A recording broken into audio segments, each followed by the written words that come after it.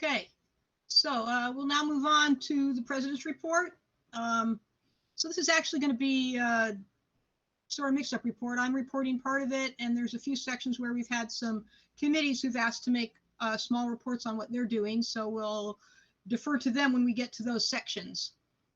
I'd like to start out by just reminding everybody this is our current mission statement. It's been this mission statement for a while now. As the national governing body of orienteering and in partnership with the clubs, our mission is to increase participation in the sport, teach map reading and navigation, promote enjoyment and respect for the environment, and establish competitive excellence in our team programs. So we've kind of got a four-part thing that's about participation, skills, environment, and competition. So I'm going to start with participation by talking about what our membership stats and things have been. So the last set of good statistics we have was for the year 2019. So these are based on the numbers that came in the recharters at the beginning of this year. So in 2019 we had 46,668 starts at local events. So this does not include whatever national ranking events happened during the year. Those get reported separately. Those aren't on the recharter form, so they're not in this. Mary asked, do we have data prior to 2012? We possibly do, but not in the particular summary chart that I happen to make these from. So these slides were made from a summary chart that Sandy had put together a year or two ago, and she went back to 2012. So I think if I really tried to dig hard enough, I could potentially find data prior to that, but I did not do that for this year. That's something I can try to look up if people are interested in it. I'm sure it exists because I know that we were tracking we've been tracking some of these stats for longer than that. Okay. Thank you, Mary. Then we have events. So the number of events that were reported last year were 797.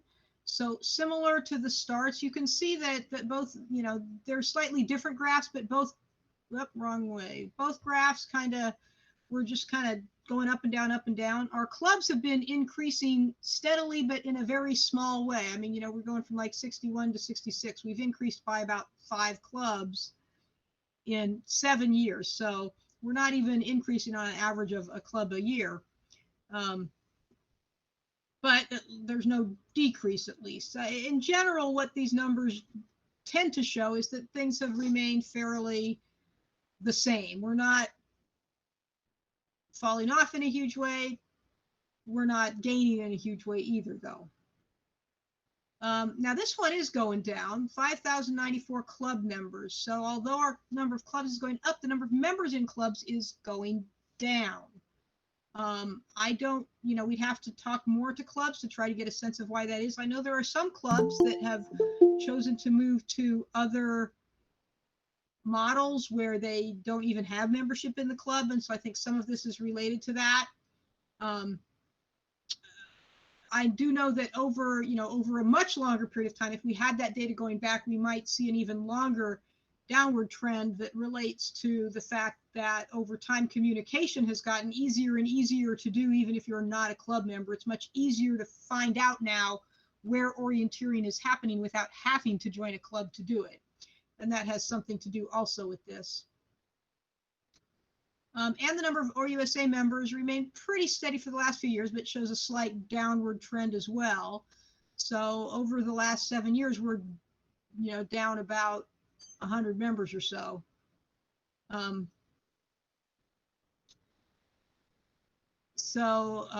That's how that's doing. Ian says there's a financial penalty for having more club members.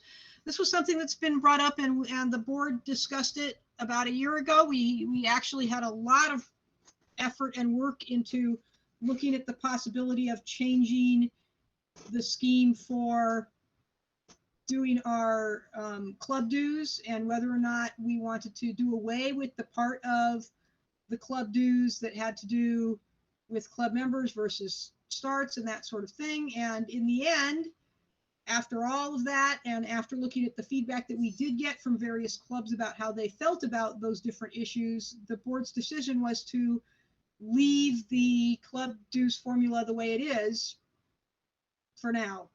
There were a number of clubs that responded by saying that, you know, that they're happy to support OUSA. It's not necessarily about trying to just keep their fees as low as possible or whatever. And there were different clubs on different sides of that. Some clubs, you know, have more starts and preferred that the formula be less weighted toward those, and some clubs had more members and preferred that the formula be weighted the other way. And in the end, it all sort of came out in the wash, as it was, we felt it was best to leave it the way it currently is. So that was a decision that the board made, I think, a little more than a year ago. We spent a lot of time last year in 2019 studying that and then making a decision about it.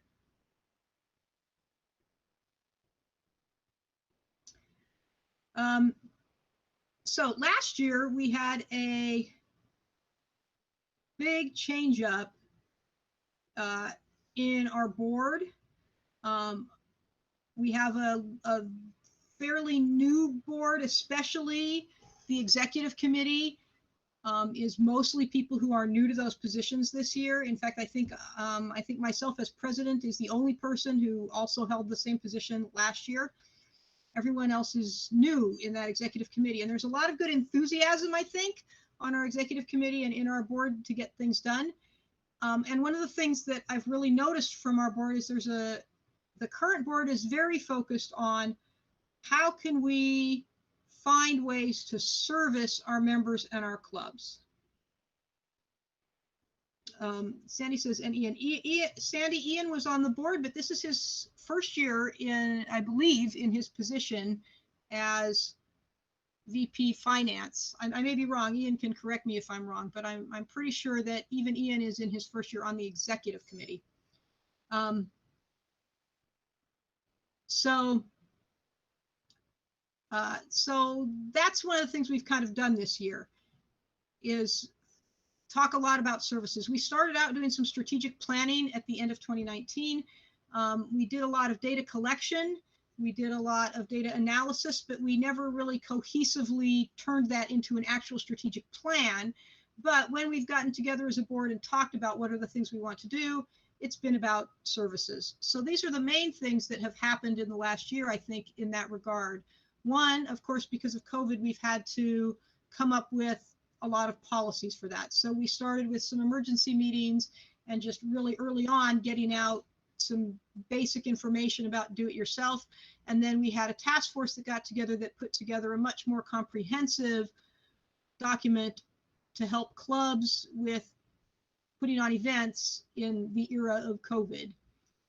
A second thing was Event Reg, and I'll talk to that a little bit later, that we're trying to help make Event Reg a better tool for clubs in particular for use at local events.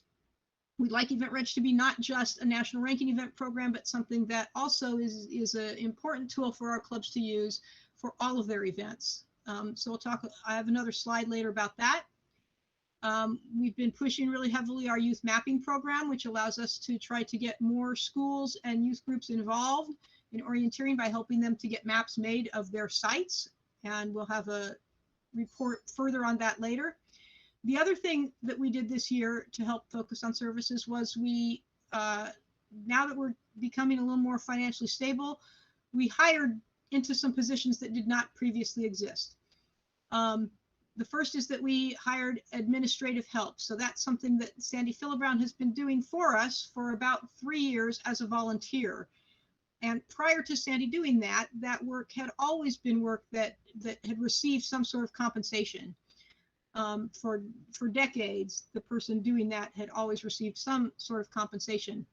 And we were finally able to let Sandy get away from having to put in those hours, and we've hired Amy, who we're very happy to have Amy on, doing our administrative tasks for us and running our membership database.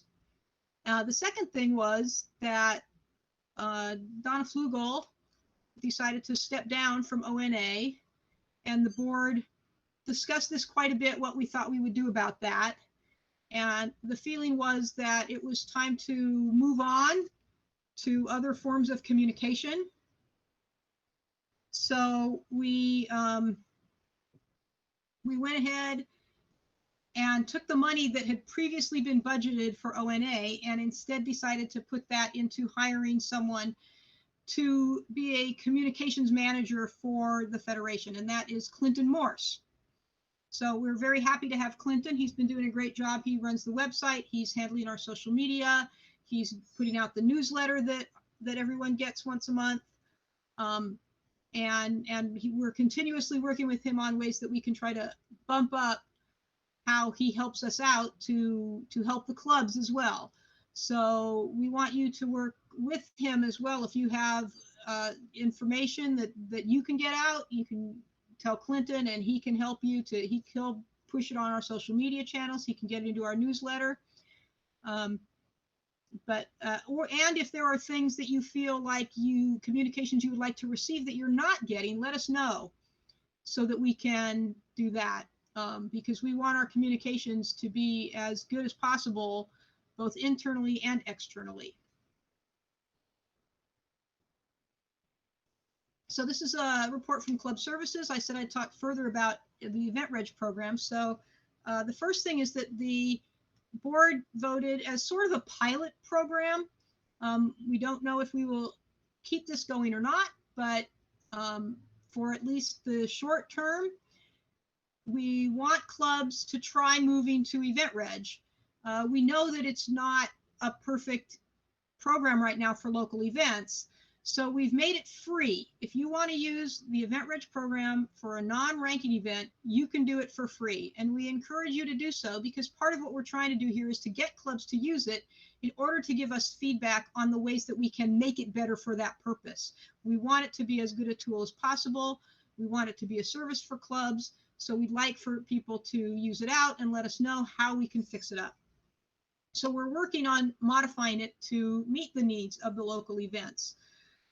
We've developed a form for both registrars and competitors that they can submit bugs on or feature requests. There's also a list that is available. It's not super easy right now to find the link to it, but it is a public list. Anybody who wants to and clicks on the link can see it, that shows what are the requests that have been made, and if any internal decisions have been made about those requests. It has some stuff on there about, well, we think this is a difficult thing, this is an easy thing, we've been able to actually implement this or not. So it gives some idea of what's going on there. And internally, the technology committee will be using that information to make recommendations to the board on what could possibly be fixed in the future and whether or not we need to put out a larger amount of money for some sort of contract to fix up specific things in the program. The other thing is that we've moved to a new development model with Event Reg. The intent here is for Event Reg to operate as more of a team system. So instead of there being just a single manager doing everything, we want to have one person who is managing a group of developers who would have access to this list and be able to fix things up as they go along. If you want to get involved in that process, please let us know and we'll try to hook you up with it. I'm not sure yet if we've yet gotten quite to the point where more than one person is actually making any modifications, but we've got the code in a system where we can get other people involved in helping to fix bugs or enhance the features if they want to get involved in doing that with us. Other things the Club Services has done was that COVID guidance, which we had talked about before. The other thing that we're just kind of started that just came up recently is there's been some questions from some people forming new clubs about nonprofit designations. There is some information that we currently have about starting a 501c3, but questions had come up about things like, well, what if we want to be a different kind of nonprofit? Which ones are are suitable for an orienteering club or not. Why should we choose one versus another? So we're trying to get more information on that. And if that happens to be an area of expertise for you and you would like to help us out, contact Joe Huberman, and because I know we're looking for somebody with expertise in that area who can help us. Thank you very much on that. And that, I think, is everything for club services.